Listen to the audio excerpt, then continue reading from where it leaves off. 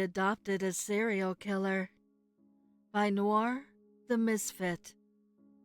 Rachel seemed a bit off when we talked to her at the orphanage.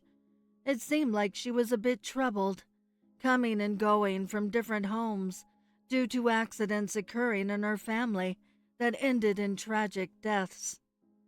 There was the fire that engulfed her house when she was 7, and her family was killed.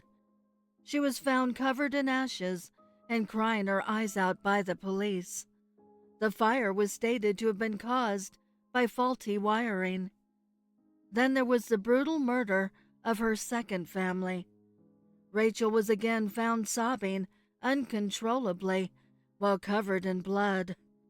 A man confessed to the murder of her family and was imprisoned. The caseworker told us everything and advised us to look at another child. "She just needs some love and affection," my wife replied with a smiling face. Rachel was very happy when we brought her home a week ago.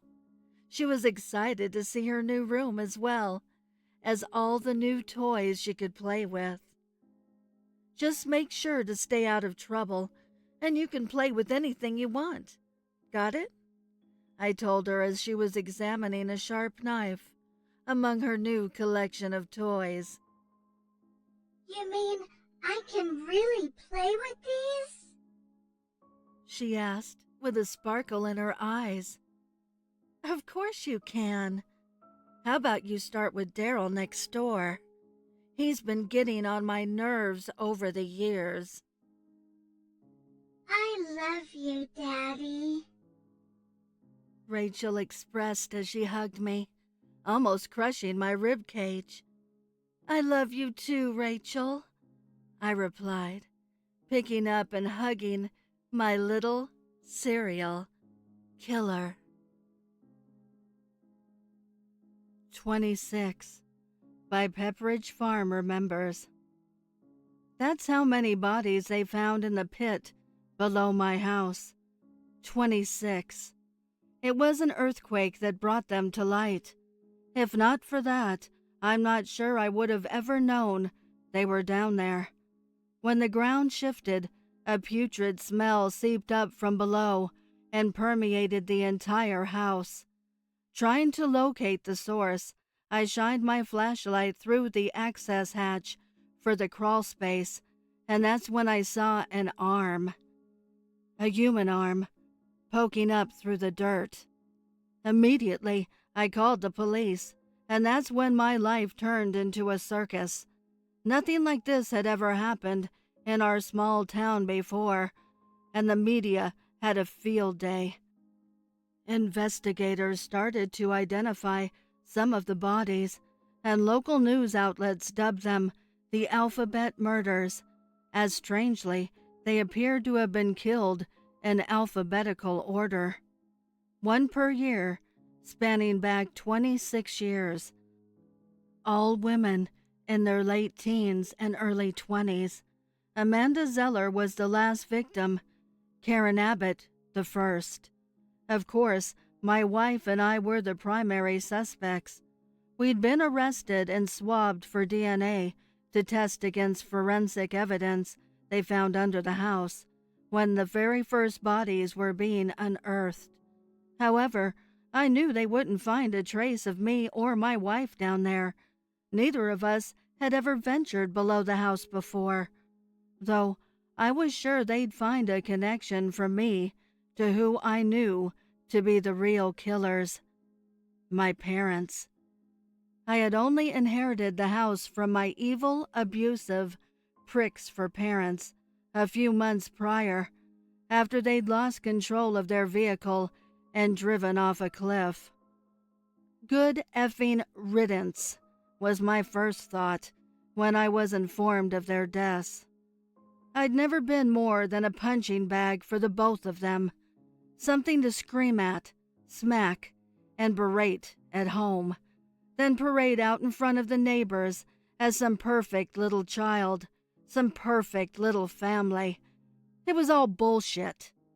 They were a nightmare, so I ran away when I was 15 and never spoke with them again. Surprised, they even left me the house. I figured maybe it was a final F you to me when I saw the state of disrepair they left it in. At least it was paid off, but it was going to need a lot of work if I was going to sell it for a good price. That's why I moved back in. And now I realize they weren't just assholes. They were sick, sadistic demons. Both of their DNA was all over Amanda Zeller. They'd done it all together. The most shocking part was, though, that when they tested my DNA against my parents, it showed I wasn't a familial match. I wasn't their son. We were baffled until they found an older grave, separate from the pit, that contained a young couple whose DNA did match mine. Their first victims. Next Door Murder House by Taco Cat 042. I live in a small town in the country part of Pennsylvania, and nothing really ever happens. Life is boring. The town is big enough that if something does happen, no one hears about it. But it's small enough that events like this one can happen. So it was about 2010, and my sister and I were pretty adventurous for girls. Every other week or so, we would go out walking and always find ourselves attracted to this one house. The house was in an open field near some woods. It was also like 100 yards from our house. It was a small one-story building, but the real issue was that it gave off like early 2000s horror movie house vibes. It had the dark brown wood. It looked broken and gross. A couple shattered windows. You get the point. Looking back, we really shouldn't have gone in there. Just the looks alone should have turned us away. But we were little adventurers back then. For the longest time, we had never entered it. We had just maybe walked around, ding-dong ditched, or sometimes peered through the windows to press our luck. But we never went inside until one day we decided to change that. One day we thought it was time to go in. We walked to the house, and my sister, the older one, was the one to do the honor of turning the doorknob. Weirdly, it wasn't locked or tight at all. For such an old-looking building, the knob should have been at least a little bit tight or something. That also should have turned us around, but it didn't. We walked in, closed the door, looked around, and what we saw was absolutely horrific. It was nothing, just wood. In another room there was a bed with a nightstand near it, a bathroom, and that was really it. There was an attic, but we never went into it, for good reason. Now logically, we should have never went back in there, nor should we have entered it in the first place. But we did, and sometimes we even brought friends. After about 6 months of going to the house, we eventually stopped going. No reason. It just got boring. A couple weeks passed after not going to the house, and one night we hear police sirens. My family and I walked out of the house to see where the police were. They were at the house. We saw a few police officers walking a cuffed man to their cars. That man was a serial killer. He had killed about 8 people, and that house was his hideout. It was also announced that he had killed people in the part we had never checked, the attic. Eventually, the house got destroyed and is now covered by grass and weeds. Now, this story isn't really that scary, except for 4 things.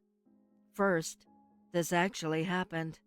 Second, he was practically our neighbor. So if he ever found out we had been there, he could have hunted us. Third, if we had went into that attic, what would we have seen? Fourth, and probably the most scariest, for me at least, was what if that man had been in there one of the times we were in there? I mean, we were in there a lot. Heck, we brought friends in there. Thankfully, my sister and my friends and me are alive and well, and that man is in prison, and the house is gone for good. The Prowlers Return by the Prowler. Beneath the storming skies, no one can hear your cries. It covers my return, for the bloodlust is what I yearn. Your death will signal the world I'm still alive.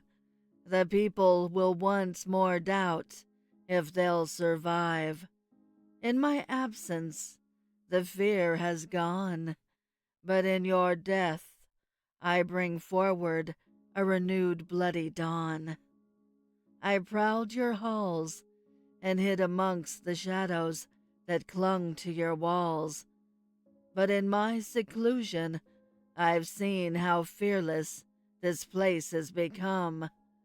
This time, I will not stop until the deed has been done. Their fear I shall awake with the bodies that I leave in my wake. Let the world know far and wide that the merchant of death has returned to their side. So mark this day for all to remember, the Prowlers return, and the bodies I dismember. Confessions of a Serial Killer. Unknown author. This letter is from a confessed serial killer to his 13-year-old daughter. Dear Samantha, I'm sorry I haven't been around for a while, but you're going to have to be strong, just like I'm trying to be strong for you. I don't know how much your mother has told you, but sooner or later you're going to hear about what Daddy did, and I want to tell you why I did it. They're going to tell you I killed 7, that I tortured them first, chaining them in that shed in the woods. You remember the place. You used to build a fort there and play princess of the castle. You'll always be my princess, even after everything that has happened there. You're going to hear about how the victims were starved and forced to eat the one who came before them, and how they'd be chained up until the next one came round to eat them up too. You're going to see my name brought up on websites and social media. Photos of the murders are going to be uploaded, and you're going to have to see those corpses stripped of flesh and put on display for the whole world to see. You're going to hear priests condemning me to hell, and news stations using my name as propaganda for whatever self-serving platform they can find. And worst of all, you're going to be feared because of your association with me. But you have your whole life ahead of you, and no matter how bad it seems now, this is not your defining moment. These weeks or months until everyone forgets won't last forever. These killings will not determine who you are. I won't be coming home again, but someday after years have stretched this memory thin, it's going to be like none of this has ever happened. That's why I did it. That's why I confessed, so you could move on and forget. That's why I never told the police that you were the one who led them into the woods. That's why I turned myself in as soon as I found the bodies. I don't care how many of them you got. There's only one person I care about protecting, and that's my princess. If this is what you want, then you should have it. You deserve everything in this world. I know you told me that you weren't going to stop leading people into the woods, but at least try to be more careful next time. Don't take kids. Don't take anyone they're going to look for. And when I'm gone, I hope you find someone who loves you as much as your daddy does. I hope they love you so much they confess for you, and you can keep playing forever. Don't ever stop playing, Princess. The world is yours. Love, Daddy. My name is Detective Matthews. I was lead on the Killer Miller serial murder case. This letter was confiscated after an inmate tried to smuggle it out of the visitation room. Samantha Miller is currently missing. Last seen in Los Angeles County. The station is offering a reward to anyone who can provide information regarding her whereabouts. Samantha is considered to be a danger to herself and others. If you have any information, please call 323-463-7022 and ask for Mr. Matthews. A serial killer has been stalking me for 10 years. By Feeling Sky 7775. It started at the age of 8. An unfamiliar man started following me home from school in the afternoons. I didn't think much of it at first. I suppose at that age I was blissfully ignorant to the cruelty of this world. By the age of 13, I grew concerned that I might actually be in danger. My parents had just taken on new jobs in the next town over, and I was transferred schools. After only 3 days, he started following me again. At that point in time, I was smart enough to realize that I was being targeted. But I kept quiet. My parents made good money at their new jobs. We had never lived in such luxury before. We got to eat out at fancy restaurants, buy expensive clothes, and go see my favorite bands in concert. I loved the new lifestyle we lived, and I was desperate to keep it. The man would follow me around, but he'd never attempt to get too close. Of course, it made me uneasy, but I chose to ignore him, considering he'd never posed a real threat. I created stories in my head to rationalize his behavior. Some days, he was a grieving father who recognized me as his deceased son. Other days, he was an undercover cop investigating some big scandal in the school district.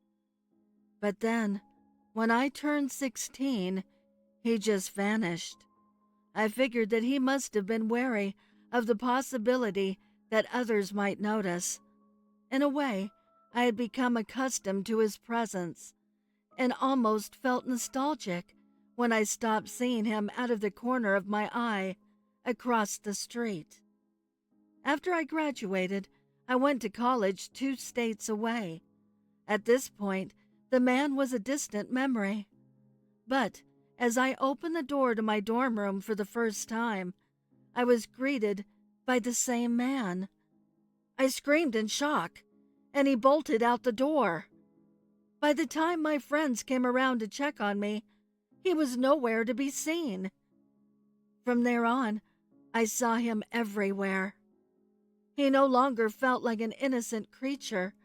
Something evil brewed inside him. His presence felt dark. I informed the campus police, but was brushed off after a thorough investigation. Then, in a week's time, officers discovered 4 different murders on the school campus. Every single victim was one of my close friends, each brutally stabbed to death. I knew it was him taunting me, and I immediately went to the police to tell them everything. I look up as the loud bang of the judge's gavel startles me. "How does the defendant plead?" He directed at the man standing next to me. The defendant pleads not guilty by reason of insanity. At the time of the alleged murders, he was suffering from hallucinations and psychosis. We request an immediate psychiatric evaluation. The Wiggler and the Jiggler by the Prowler. I'm tired of the deaths. Everywhere I turn, it's murder after murder. The nightly news, the front pages of the newspapers, the conversations I hear when I walk down the sidewalk. Our town has a serial killer, and I'm one of the men tasked to catch him. There have been 7 murders to date, and up to this point, there hasn't been much for us to go off of. Until recently. One of the killer's victims survived her heinous attack and has given us all the information she could remember. The one thing we already knew was the killer's M.O. He attacks only women. He attacks only after midnight and breaks into their homes through one of the windows in the house. The killings also seem to be ritualistic, sacrificial killings paying tribute to a specific demon named Stoolzabub, who I believe is the ancient deity of shit and all unholy excrement. Unbelievable the things from the past some people will worship. Really? A shit demon? The information from the survivor has shed some new light on this killer plaguing our streets. It's quite a disturbing light, but it's useful information nonetheless. The woman described being awakened from a deep sleep around 1 a.m. by a muffled clapping sound, almost as if skin was slapping together. She tried to pay it no attention and go back to sleep, but as she closed her eyes, the clapping and slapping became louder, with the sound of heavy fabric jostling about, added to the mix. She became frightened and turned and faced her bedroom door, and what she saw made her pause. It was a cloaked man, wiggling and jiggling about in some sort of ritualistic, rhythmic gyration. His undercarriage slapped and clapped with ferocity, as though he was calling out to some otherworldly being, which he was. He noticed in the corner of his eye the frightened young woman trembling in her bed. He quickly lunged towards her and subdued her before she could scream. He tied her hands behind her back and left her on the bed, left her to watch as he made preparations to usher in his dark lord. He dropped his bag on the floor in the middle of the room, and from it he procured 5 brown candles, a stick of chalk, then proceeded to draw a pentagram in the center of the room. He then carefully and systematically placed and lit the brown candles around the pentagram. Next he pulled out an ancient text, a book bound in the skin of 1,000 condemned anuses. The young survivor described the repulsive smell that emanated from the book as the cloaked man turned its pages, saying that it smelled of a chilly festival's porta-potties baking in the summer sun. The man called the book Functious Gluteus Odorous, and as he read from the foul-smelling text, the brown candles began to flicker about. Then our frightened survivor claims to have heard the toilet seats throughout the house open and close violently, followed by spontaneous flushes. Then the pipes within the walls began to shimmy and creak, almost as if they were expanding. As this started to happen, the cloaked man read from the book, louder and with more conviction than before. He then began to gyrate once again, the sounds of his undercarriage and cheeks echoing off the bedroom walls, like odorous chants calling out to his master. Then all of a sudden, the man walked to the center of the pentagram and assumed the classical ballerina's first position. Then, without warning, he began to plie over and over again, one power squat after another, until he grunted painfully and expelled a brown present in the center of the pentagram. Hot and steamy, the man's homemade backdoor fudge began to permeate the room. Our survivor began to choke from the fumes. She became dazed and confused. At that moment, she thought she was about to meet the gods, as she began to contemplate her life's choices up to that point. Her concentration was broken by the man, who began to scream, "This is the Wiggler and the Jiggler! You're unholy deceitful!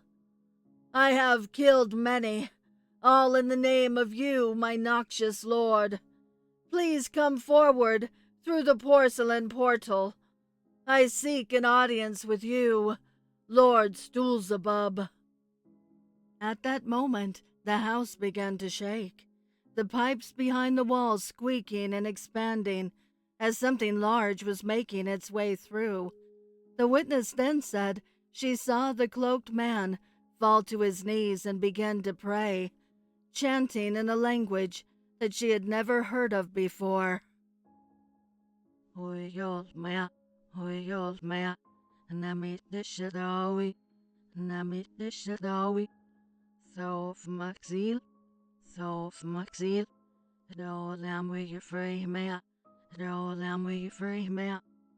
man was distracted at this point, she thought. She decided this was her chance to escape out of her bedroom window, which was right above her bed. She pulled back her covers. Then at that moment, the man sat up on his knees, which startled her at first. But all he did was start to wiggle again, his cloak lifting up and fabric swaying about from the forbidden dance he was performing in the center of the room. Our survivor then slowly began to remove herself from the bed. She slowly and quietly managed to open the window, the man's loud cheeks slapping and clapping, muffling her movements. She managed to get halfway outside of her window when she heard a loud crash come from her bathroom. She turned and looked and saw the bathroom door blow off its hinges, followed by a smell most foul, the worst smell that had ever entered her nostrils. She claims it was so strong that it singed her nose hairs, leaving a faint trail of smoke billowing out of her holes. It also made her eyes tear up so bad that she temporarily could not see. Through her tears, she saw a figure emerge from her toilet, brown and lumpy, shaped as a human, a small human. Have you? She gazed at it with fear as the brown mass placed its fudge-like hands on its hips and began to laugh maniacally.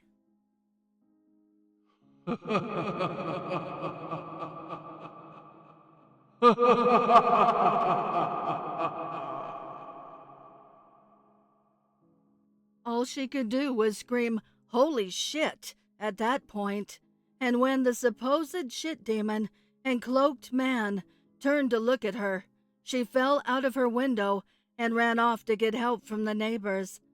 She goes on to claim, as she laid on the lawn after falling out of her window, she began to hear Stoolzabub chastise the cloaked man.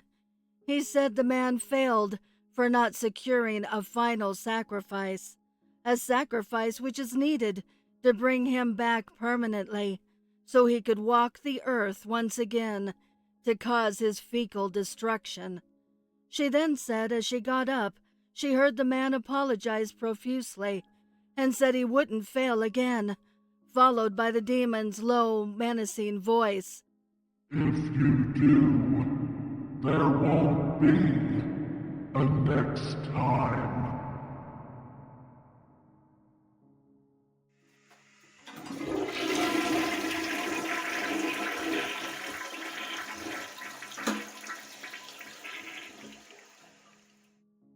The house began to shake, and she heard the pipe squeak and expand as she ran off. I and my colleagues looked on in disbelief as she finished her story. It truly is unbelievable, isn't it? The killer we're looking for calls himself the Wiggler and the Jiggler, and man who kills his victims in a ritualistic way to bring back a demon, and not just any demon, but a shit demon. The other detectives who heard her interview immediately laughed her story off, claiming it was a dream, or she just imagined it, or it was drug-related hallucinations. But we drug tested her, and she was on nothing. Then we searched her house. Someone did break in. There was a pentagram drawn, and it was surrounded by brown candles, which is something I've never seen before, by the way. Oh, and in the middle of that pentagram was a pile of feces, just like she claimed the man did. Gyrate, squat, and expel. Oh, and her bathroom looked like a disaster area as well, just as she described. I was one of those skeptical of her story, but after doing some research, I found that there have been many stools above sightings and murders in his name. I don't know. I think I'm starting to believe. So a warning. If you're sleeping and you're awakened in the middle of the night by the sounds of slapping, clapping, and flapping, tighten your cheeks and try to escape, for you're being visited by the Wiggler and the Jiggler, and he's here to bring the demon of shit to you. My OCD, or How I Became a Serial Killer. Author deleted.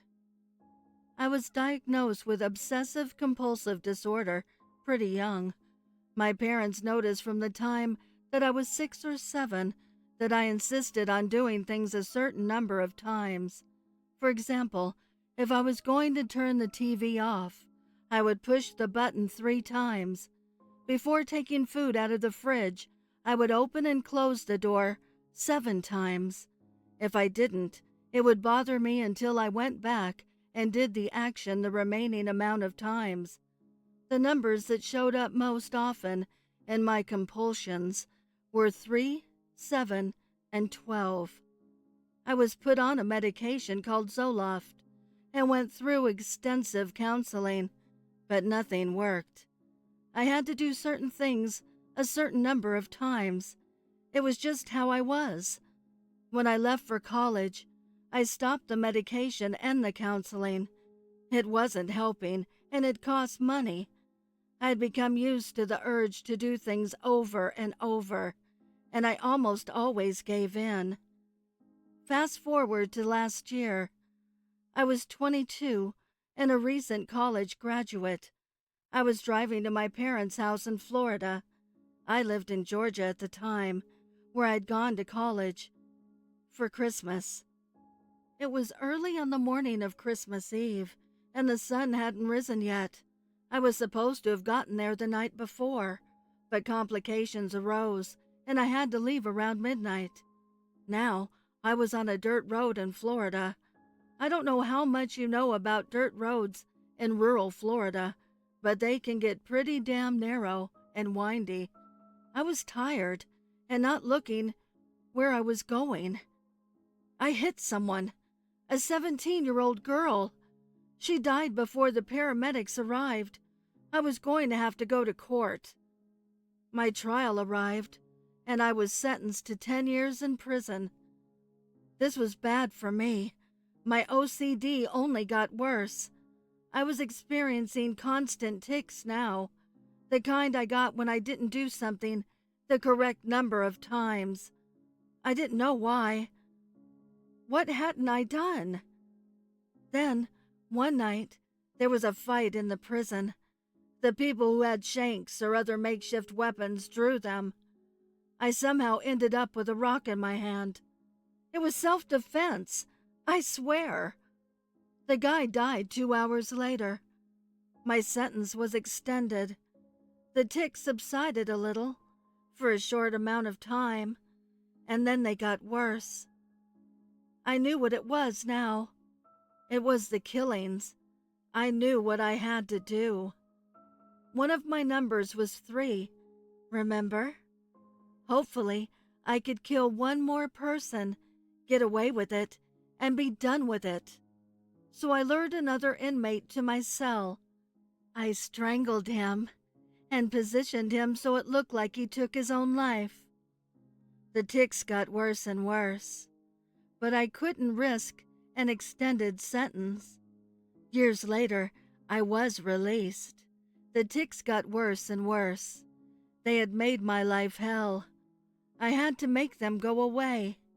So I got out and started murdering people, indiscriminately. White, black, men, women, it didn't matter. I soon got to 12. They didn't stop. Fast forward to 3 years later, I was caught. Here's the funny thing. They did a psychiatric exam. I had never had OCD. I was just psychotic. Isn't that funny? All that death for nothing? I don't believe them, though. I know it's OCD. Maybe my number is... What am I on now? 207? Maybe my number is 208. My cellmate is really asking for it. No, it's not 208. Well, I'll have to just keep trying. I would like to give a heartfelt thank you to the special friends of the channel for your overwhelming generosity. If you would like to support the channel, the link is below in the description. Also, please send me your stories and poems to duchessofdarkness27@gmail.com. You can also find me on Instagram at duchess.ofdarkness and Twitter at duchessofdarkn2. I want to thank all my listeners for your kindness, your encouragement, and your support. It means the world to me. Thank you for joining me.